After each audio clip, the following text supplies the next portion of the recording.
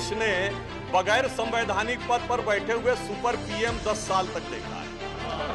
मैं सिर्फ ये कहना चाहता हूं कि गुजरात में कांग्रेस का वोट हाफ कर दिया, पंजाब में इनका स्विच ऑफ कर दिया, दिल्ली में साफ कर दिया और आपने इनको माफ कर दिया कि शाम तक सुबह की नजरों से उतर जाते हैं, इतने समझौतों पे जीते हैं कि जमीर भी मर जाते हैं। टीवी चर्चा के दौरान कई बार विपक्ष के लोगों से INDIA का हिंदी फुल फॉर्म पूछा तो पहले दिन तो लोग गूगल देख के भी नहीं बता पाए। शीला दीक्षित जी के विषय में लिखा था ट्वीट, और उनको मैं कोट कर रहा हूं, उन्होंने कहा कि दिल्ली की मुख्यमंत्री शीला दीक्षित जी के घर में 10 एसी लगे, मैंने तो सुना है कि बाथरूम में भी एसी लगे, कौन भरता है इस एसी का bill?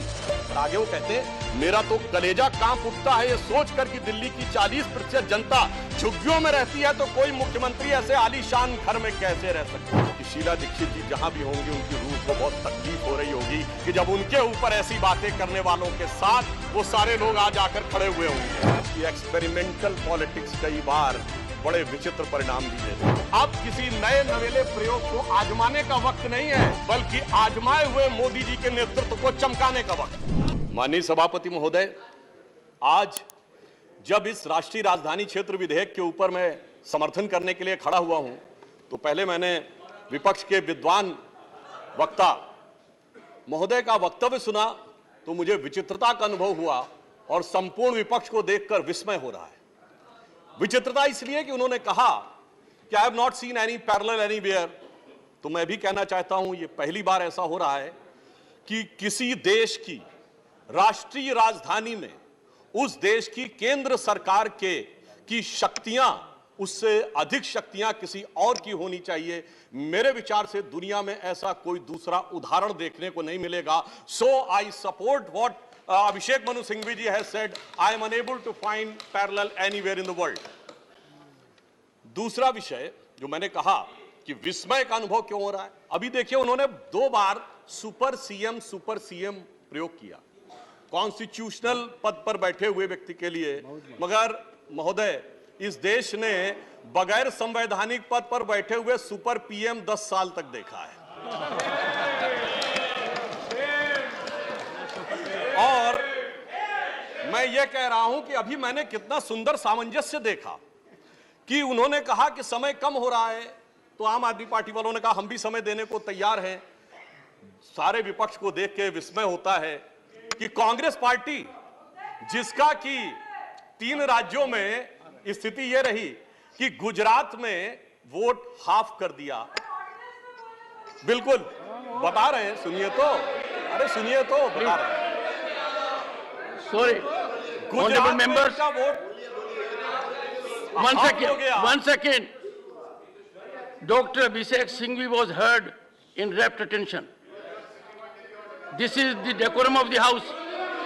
No. Yes, I am coming to that, sir. Let me do not get into disruptive mode. Dr. तो मैं कहना चाहता हूं कि ये लोग किस तरीके से आए हैं साथ में। अरे साहब बहुत सारे शेर बोले तो ऑर्डिनेंस के पार्ट नहीं थे, हम भी बता रहे हैं आपको। I will have to name you. देखिए इनकी I will have to name you. कि you have got it as a habit. क्या शिद्दत दिख रही है एक दूसरे को सपोर्ट करने में। देखिए इनकी स्थिति ये we want decorous debate here. Doctor said many things, maybe digestible, maybe indigestible. Dr. Sudhanshu Trivedi.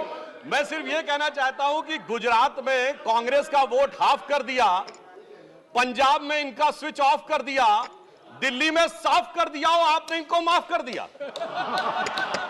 और उसके माफी के बाद भी मुझे लगता है अभिषेक मनु सिंघवी जी ने कहा था, तो मैं भी ये कहना चाहता हूं आप साथ में आए हैं दिल्ली के इस बिल पे, दिल्ली की जनता के लिए आए हैं या किसी और कारण से आए हैं, ये दिल्ली की समझदार जनता समझती है। तो मैं भी एक पंक्ति कहना चाहूंगा कि शाम तक सुबह की नजरों से उतर जाते हैं, इतने समझौतों पे जीते हैं कि जमीर भी मर जाते हैं। अब यह एक संवैधानिक विषय है कि यह जिस प्रकार से संविधान में लागू होना चाहिए, परंतु उसके साथ राजनीतिक टीका टिप्पणी की जा रही है, तो एक सैद्धांतिक विषय भी आता है। तो मैं संवैधानिक और सैद्धांतिक दोनों विषयों का जवाब दूंगा। I will reply both the constitutional and conceptual aspect. देखिए माननीय गृह मंत्री जी ने लोकसभा में बहुत स्पष्ट किया था कि दिल्ली पूर्ण राज्य नहीं है, ये एक विशेष श्रेणी का यूनियन टेरिटरी है, यानी विशेष श्रेणी का संघ शासित राज्य है।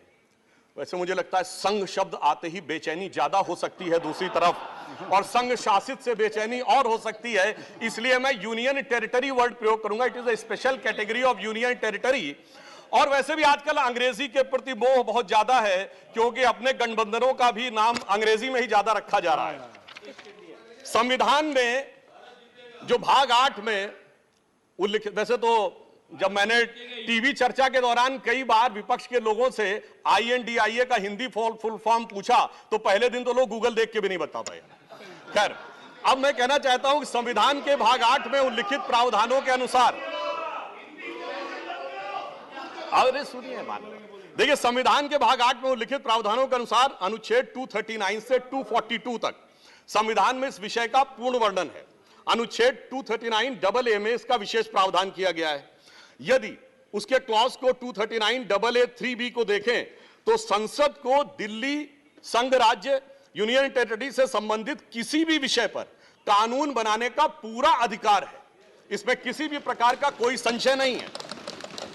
सर्वोच्च न्यायालय के जिस निर्णय का बार बार उल्लेख किया जाता है और हमारे विरोधी उसको अपने हिसाब से प्रयोग करते हैं, उसमें भी बहुत साफ देख लें कि 105 पेज के उस निर्णय में कहीं पर भी सर्वोच्च न्यायालय ने संसद के द्वारा दिल्ली के बारे में कानून बनाए जाने के विषय के ऊपर किसी प्रकार की कोई टिप्पणी नहीं की है।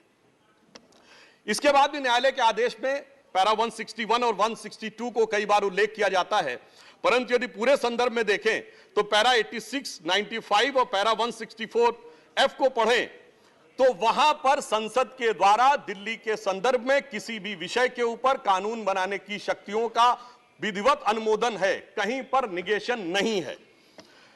और स्पष्टता के साथ इसकी आवश्यकता क्यों थी? ताकि शासकीय आदेश को एक विधायी शक्ति भी मिल सके, एग्जीक्यूटिव ऑर्डर को एक लेजिस्लेटिव पावर भी मिल सके।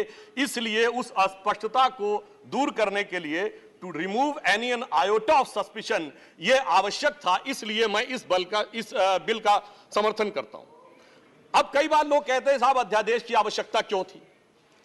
वैसे तो माननीय गृह मंत्री जी ने भी इस विषय को लोकसभा में बताया था। अभिषेक मनु सिंघवी जी ने कहा कि 19 तारीख को अध्यादेश क्यों आया। शायद उन्हें ध्यान हो कि दिल्ली सरकार में जैसे ही चंद दिनों में ताकत मिली तो सबसे पहले किन फाइलों के बारे में, सतर्कता के साथ सतर्कता विभाग की फाइलों के बारे में कार्रवाई की गई।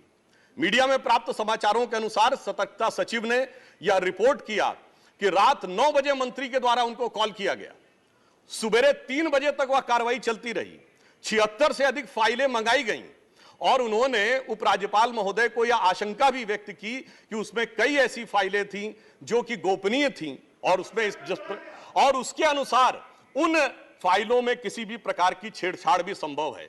अब मुझे बहुत आश्चर्य होता है कि दिल्ली में बाढ़ आई तो दिल्ली फ्लड कंट्रोल अथॉरिटी की बैठक तो 2 साल से नहीं हुई, मगर विजिलेंस की फाइलें ओवरनाइट सर्च की गई। तो मेरे विचार से, और ये सर 16 और 17 मई की रात का था, तो मानी हुई बात है जब ऐसी परिस्थिति नजर आएगी तो उसके 1-2 दिन के अंदर अध्यादेश की आवश्यकता महसूस होगी। यहां मैं एक और बात भी कहना चाहता हूं कि ब्यूरोक्रेसी पर नियंत्रण की बात आम आदमी पार्टी की सरकार के द्वारा की जाती है, तो ये लोग तो अपनी एक पैरेलल ब्यूरोक्रेसी भी बना चुके हैं, क्योंकि अनेक प्रकार के समाचार पत्रों में आया है कि कई ऐसे लोग जो कि आम आदमी पार्टी के पदाधिकारी हैं, वो सरकारी पदों पर भी विद्यमान हैं और सरकारी पदों पर रहते हुए सरकारी शक्तियों का भी उपयोग कर रहे हैं।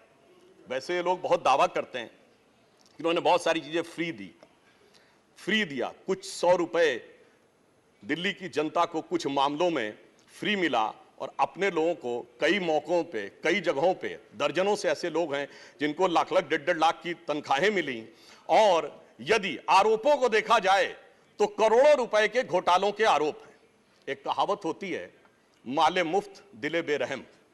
तो मैं कहना चाहूंगा इनकी तो स्थिति यह है कि माले मुफ्त दिले बेरहम, दिल्ली पे सितम और करोड़ों हजम। अब एक और बात जो ब्यूरोक्रेसी के नियंत्रण की बात है, तो मैं ध्यान दिलाना चाहता हूं, इस दिल्ली प्रदेश में एकमात्र ऐसा प्रकरण हुआ जो पूरे देश के इतिहास में बहुत विचित्र था कि दिल्ली के मुख्य सचिव ने दिल्ली के मुख्यमंत्री आवास के अंदर अपने साथ मैन हैंडलिंग का आरोप लगाया। मेरे विचार से पूरे भारत के इतिहास में ऐसा कोई उदाहरण नहीं होगा कि इस प्रकार की बात, इस प्रकार का आरोप लगा हो और वह भी मुख्यमंत्री की उपस्थिति में लगा हो।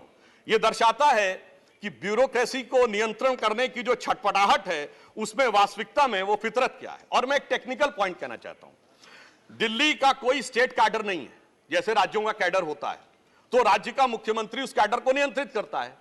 जो आईएएस और आईपीएस अधिकारी होते हुए यूनियन टेरिटरी कैडर में आते हैं, जब वो सारे राज्यों में, सारी केंद्र शासित राज्यों में उनका स्थानांतरण हो सकता है, तो मैं आपके माध्यम से विपक्ष से पूछना चाहता हूं कि यदि दिल्ली के एक अधिकारी का ट्रांसफर गोवा होना है और दिल्ली के सीएम की उस पर एब्सोल्यूट अथॉरिटी होगी तो यह कैसे संभव हो सकता है। इसलिए यह आवश्यक है कि इस विषय के ऊपर केंद्र सरकार की शक्तियां परिभाषित हो। अब एक दूसरी बात भी है, दिल्ली में स्टेट कैडर भी नहीं है। यानी जैसे स्टेट पब्लिक सर्विस कमीशन होता है और राज्य के कैडर होते हैं, तो यहां भी दानिक्स कैडर है। यानी दानिक्स कैडर में भी 3-4 यूनियन टेरिटरी आती हैं, दमन दीव और अन्य। अब दानिक्स कैडर के एक अधिकारी की जरूरत यदि अंडमान में या दमन दीव में भी होगी और दिल्ली का मुख्यमंत्री यह तय करेगा, तो क्या यह संवैधानिक दृष्टि से उचित है? इसलिए मैं कहना चाहता हूं कि माननीय गृह मंत्री जी ने जो यह विषय रखा है वो पूरी तरीके से उचित है। अब दुरुपयोग की बात में मैं एक और बात कहना चाहता हूं, इनकी वास्तविक मंशा क्या थी। दिल्ली में एक जनरल फाइनेंशियल रूल 2019 है जो ये कहता है कि 10 करोड़ रुपए से अधिक का अगर किसी भी प्रकार का व्यय होगा तो वह मंत्री की शक्ति से बाहर होगा और वह एलजी के पास जाएगा। महोदय, इनके मुख्यमंत्री जी का जो मकान या वजीर आला का अजीमुशान महल बनाने के लिए जो बिल बने साहब, वो पूरे उसके एक साथ नहीं बने। 10 करोड़ से कम के 8.5, 8, 7.5, 9 करोड़ रुपए के डिफरेंट बिल बने। और एक मद ऐसा है जिसमें कि मुख्यमंत्री कार्यालय के कर्मचारियों के लिए, महोदय जानते कितने का बिल बना? 9.99 करोड़। यानी 0.01 से कैसे बचा जा सकता है कि टेंडर न करना पड़े, मन मुताबिक खर्चे कर लिए जाएं। यह दर्शाता है कि नियमों के प्रति और ब्यूरोक्रेटिक नियमों के प्रति इनके मन में क्या आस्था है। और इतना ही नहीं, दिल्ली मेट्रो के लिए तो वृक्ष काटने की परमिशन वर्षों तक नहीं मिलती थी, मगर मुख्यमंत्री आवास के लिए वृक्ष काटने की परमिशन उनको मिल जाती थी। अब इसके साथ मैं एक और बात कहना चाहता हूं, एक नैतिकता, सैद्धांतिकता का सवाल उठाया जाता है। तो मैं कोट करना चाहता हूं कि दिल्ली के मुख्यमंत्री जी ने, जिनका वो आलीशान शीश महल बना हुआ है, उन्होंने 27 अक्टूबर 2013 को शीला दीक्षित जी के विषय में लिखा था ट्वीट, और उनको मैं कोट कर रहा हूं। उन्होंने कहा कि दिल्ली की मुख्यमंत्री शीला दीक्षित जी के घर में 10 एसी लगे हैं। मैंने तो सुना है कि बाथरूम में भी एसी लगे हैं। कौन भरता है इस एसी का बिल? और आगे वो कहते हैं, मेरा तो कलेजा कांप उठता है ये सोचकर कि दिल्ली की 40% जनता झुग्गियों में रहती है, तो कोई मुख्यमंत्री ऐसे आलीशान घर में कैसे रह सकता है। मैं कहना चाहता हूं, देखिए, केजरीवाल जी का कलेजा कापा हो या ना कापा हो, रूह कापी हो ना कापी हो, रूह है क्या है, किसकी रूह है, उस पर मैं टिप्पणी नहीं करना चाहता। मगर मैं एक बात जरूर कहना चाहता हूं कि शीला दीक्षित जी जहां भी होंगे उनकी रूह को बहुत तकलीफ हो रही होगी कि जब उनके ऊपर ऐसी बातें करने वालों के साथ वो सारे लोग आज आकर खड़े हुए होंगे। वैसे महोदय, उनके घर में 10 एसी थे, यहां तो 15 टॉयलेट भी हैं। और इतना ही नहीं, 1-1 करोड़ रुपए के पर्दे भी लगे हुए हैं, और 1 करोड़ रुपए के पर्दे का एस्टीमेट है। और इतना ही नहीं, अब सुनिए, उनके सामने एक दूसरी समस्या हो गई है कि अभी तक जो बातें चल रही थी, अब उनके सामने यह समस्या है कि उन चीजों को कैसे छुपाएं। देखिए, मैं इनके लिए कहना चाहूंगा कि अब उनकी फितरत जग जाहिर हो चुकी है। तो आज आम आदमी पार्टी की स्थिति यह है कि अब जो चेहरे से जाहिर है छुपाएं कैसे, तेरी मर्जी के मुताबिक नजर आए कैसे। अब इस घर को सजाने का तसव्वुर हुआ बात की बात, अब तो मुश्किल है कि इस घर की हकीकत को छुपाएं कैसे। और यहां पर इसके बाद मैं कटाक्ष के बाद एक बात करुणा के साथ कहना चाहता हूं कि अन्ना हजारे के आंदोलन से निकली हुई वो पार्टी जो एक कमरे के मकान में रहते थे, और उससे निकली हुई पार्टी आज सैकड़ों करोड़ के आलीशान मकान में रहती हैं। तो मैं कहना चाहता हूं कि दिल्ली की जनता और जिन जिन लोगों ने उस आंदोलन का समर्थन किया, उनके ऊपर भी एक आघात है। और साथ ही साथ ये एक बात का और भी संकेत देता है, फूड फॉर थॉट है देश के लोगों के लिए, कि एक्सपेरिमेंटल पॉलिटिक्स कई बार बड़े विचित्र परिणाम भी देती है। अब किसी नए नवेले प्रयोग को आजमाने का वक्त नहीं है, बल्कि आजमाए हुए मोदी जी के नेतृत्व को चमकाने का वक्त है। और बहुत से लोग ये कहते हैं, संवैधानिक नैतिकता का प्रश्न उठाते हैं कि अध्यादेश क्यों लाया गया।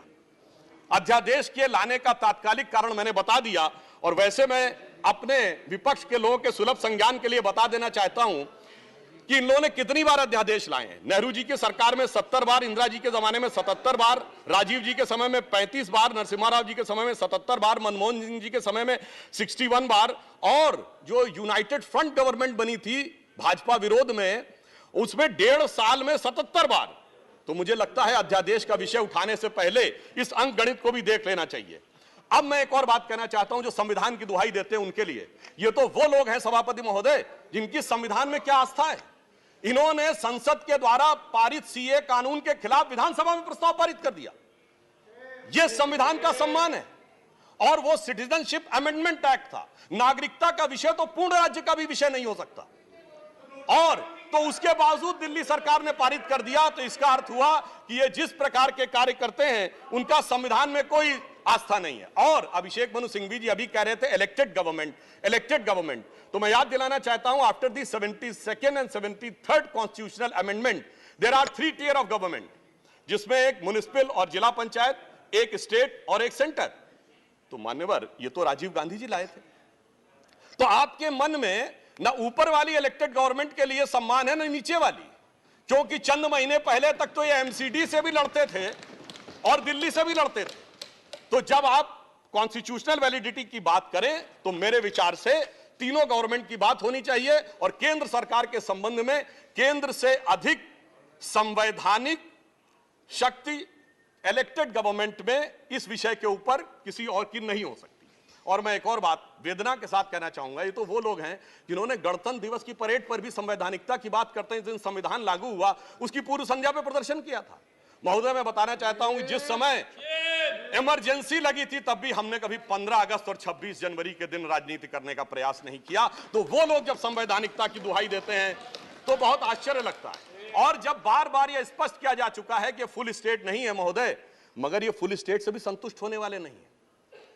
इन्हें तो सुपर स्टेट चाहिए, और फुल स्टेट से सुपर स्टेट की दौड़ में मुझे डर इस बात का है कि मेंटल स्टेट में भी ना पहुंच जाएं कहीं, तो कोई आश्चर्य की बात नहीं हो सकती है। और यह बात इसलिए कह सकते हैं कि 49 दिनों की वो सरकार, जब कांग्रेस पार्टी ने इनकी पालकी ढोकर सत्ता की दहलीज पहली बार पार कराई थी, उसके द्वारा अगर आप पारित इनका लोकपाल विधेयक देख लें तो उसमें संसद और सुप्रीम कोर्ट और जाने क्या क्या सारी चीजों को एक में मिला लिया गया था। और मैं एक बात और कहना चाहता हूं, ये तो वो पार्टी देश का संविधान छोड़िए, अपनी पार्टी के संविधान में आस्था नहीं रखती। जब आम आदमी पार्टी बनी थी तो उसके संविधान में व्यवस्था थी कि उनका अध्यक्ष या संयोजक 3 वर्ष के लिए होगा और अधिकतम 2 बार होगा। मगर जो मीडिया में प्राप्त समाचारों के अनुसार 3 साल पहले उन्होंने वो संविधान में चेंज कर दिया, यानी अब जीवन पर्यंत या अपनी इच्छा के प्रसाद पर्यंत केजरीवाल जी इस विषय के ऊपर रह सकते हैं। तो मैंने इसलिए कहा ना, अपने संविधान के बारे में बात करिए। और मैं ये भी कहना चाहता हूं कि इन्होंने अपनी कार्यकारिणी में ऐसे भी प्रस्ताव पारित किए हैं संविधान के संदर्भ में कि साहब इनके यहां परिवार के भी कितने लोग काम कर सकते हैं, जो मेरे विचार से बड़ी बड़ी परिवार वाली पार्टियों ने भी कभी अपने पार्टी के प्रस्तावों में इन प्रस्तावों को नहीं पारित किया होगा। और मैं ये भी कहना चाहता हूं कि बहुत आश्चर्य लगता था कि जब ये इंडिया अगेंस्ट करप्शन के स्वरूप से आगे बढ़े थे, तब एक ही पंक्ति में बता देना चाहता हूं, क्योंकि जब आप इसकी बात करते तो क्या क्या नहीं था, कहां से बात शुरू हुई थी। हम राजनीति में नहीं आएंगे, फिर कसम खाते कांग्रेस का साथ नहीं लेंगे, फिर उसके बाद बंगला नहीं लेंगे, फिर शपथ खाते गाड़ी नहीं लेंगे, फिर शपथ खाते सुरक्षा नहीं लेंगे, और आज स्थिति यह है। मैं सिर्फ यह कहना चाहता हूं कि जितनी बातें ये कहते थे वो सारी चीजें आवश्यक हैं, मगर यह दर्शाता है, क्योंकि मैं किसी की सुरक्षा के प्रति खिलवाड़ करने की बात नहीं करता। पंजाब जैसा राज्य संवेदनशील है, वहां के मुख्यमंत्री के पास सुरक्षा होनी चाहिए। परंतु मैं सिर्फ यह कहना चाहता हूं कि यह इस बात में जो कहना चाहते हैं कि इन्होंने कितना बदलाव किया है मान्यवर, इसलिए कभी कभी इनके 10 वर्ष के अंदर चरित्र में इतना बदलाव, ये कहते सबसे जल्दी सत्ता में आए, महोदय मैं कहना चाहता हूं, भारतीय जनता पार्टी और जनसंघ, हम 1951 में बने, हमने 72 साल में कभी कांग्रेस से समझौता नहीं किया, इन्होंने 72 दिन में समझौता किया, तब ये सत्ता में आए। और इसलिए आज दिल्ली की जनता अपने को ठगा हुआ महसूस करती है। और शायद दिल्ली के लोग ये कह रहे होंगे कि मैं समझता था वो कितने मासूम थे, क्या से क्या हो गए देखते देखते। जिनको पत्थर से हमने बनाया सनम, वो खुदा हो गए देखते देखते। और मैं एक और बात भी कहना चाहता हूं संक्षेप में। मेरे विचार से इनको अध्यादेश पढ़ना चाहिए, संविधान पढ़ना चाहिए और दिल्ली का अधिनियम पढ़ना चाहिए, क्योंकि अपने को कहते हैं सबसे पढ़े लिखे मुख्यमंत्री। तो मैं ये भी बताना चाहता हूं कि ये सबसे पढ़े लिखे मुख्यमंत्री जो अपने को सबसे हाई क्वालिफिकेशन का नाज रखते हैं, 2-3 उदाहरण उनके ही बता देना चाहता हूं। जिस समय कोविड की वेव चरम के ऊपर थी, तब इन्होंने क्या कहा? इन्होंने कहा कोविड वैक्सीन का फार्मूला सारी कंपनियों को क्यों नहीं दे दिया जाता। मान्यवर, कोविड वैक्सीन तो छोड़िए, पैरासीटामोल जैसी जो दवा भी अमेरिका ने उस समय हमसे मंगाई थी। अब कोई पढ़ा लिखा व्यक्ति ये कह सकता है कि वो चूरन की तरह फार्मूला सबको दे दिया जाए? तो कभी कहते हैं कि यूट्यूब के ऊपर फिल्म क्यों नहीं लाद दी जाती है? अरे भाई, वो सरकार का अधिकार का क्षेत्र नहीं है। और फिर इतना ही नहीं, सिंगापुर में इनको बुलाया, इनविटेशन आता मेयर्स कॉन्फ्रेंस का, तो मुख्यमंत्री होते हुए जाना चाहते हैं। तो मेरे विचार से कम इनको थोड़ा पढ़ना लिखना चाहिए। और एक पढ़ने लिखने पे एक तथ्य मैं जरूर बताना चाहूंगा। जब न्यूयॉर्क टाइम्स अखबार में इनकी तारीफ निकली थी, तो इनके मुंह से निकल गया था कि दुनिया का सबसे बड़ा अखबार, और उसमें इतनी तारीफ निकलवाना आसान नहीं है। वैसे निकलवाना शब्द निकल गया था। मगर मैं पढ़े लिखे मुख्यमंत्री को यह भी बताना चाहता हूं महोदय कि न्यूयॉर्क टाइम्स दुनिया का सबसे बड़ा अखबार नहीं है, वो है यमुनी शिंबुन जापान का। अमेरिका का भी सबसे बड़ा अखबार वो नहीं है, वो यूएसए टुडे। और इतना ये समझिए, इतना ही नहीं, भारत का times of India, Dainik Bhaskar, और वो भी उनसे अधिक हैं। तो मैं सिर्फ ये बताता हूं, अरे भाई, जिस अखबार का नाम लेते हैं, कम से कम उनको तो पढ़ लेना चाहिए था। मैं आपको अधिक समय न लेते हुए मैं सिर्फ ये कहना चाह रहा हूं महोदय कि इनको ना पढ़ाई से मतलब है, इन्हें ना पढ़ाई से मतलब है, न लिखाई से मतलब है, इन्हें तो बस कमाई से मतलब है, और वो भी ऊपर वाली कमाई से। और अंत में मैं कहना चाहता हूं सर, अंत में एक लाइन और कहना चाहता हूं कि आज सब लोग मिले, आम आदमी पार्टी और कांग्रेस एक साथ मिले, भारत की सबसे पुरानी पार्टी, पुरानी धुरानी पार्टी, नई पार्टी, नई नवेली पार्टी, अजब अलबेली पार्टी, सब मिलकर एक हो गए। मगर प्राप्त क्या किया? दोनों ने सिद्धांतों से समझौता किया, और कांग्रेस ने भी इतना सयाना दांव चला कि इन्होंने अगर उनका हाथ पकड़ के दिल्ली अध्यादेश पर समर्थन लिया हो तो अविश्वास प्रस्ताव ले आए, लीड उनको मिल गई। तो इसलिए मैं कहना चाहता हूं अंत में कि इन लोगों को आखिर में क्या प्राप्त हुआ, ये पंक्ति कह के समाप्त करता हूं कि इनको विधेयक भी नहीं मिला और सम्मान भी नहीं मिला, यानी इज्जत भी गई, बात भी नहीं मिली। तो एक पंक्ति कहता हूं, न तुम ही मिले, आप लोगों के लिए लागू है, न तुम ही मिले न मयस्सर तुम्हारी दीद हुई, दीद मतलब साइट, न तुम ही मिले न मयस्सर तुम्हारी दीद हुई, तुम ही कहो ये मुहर्रम हुई कि ईद हुई।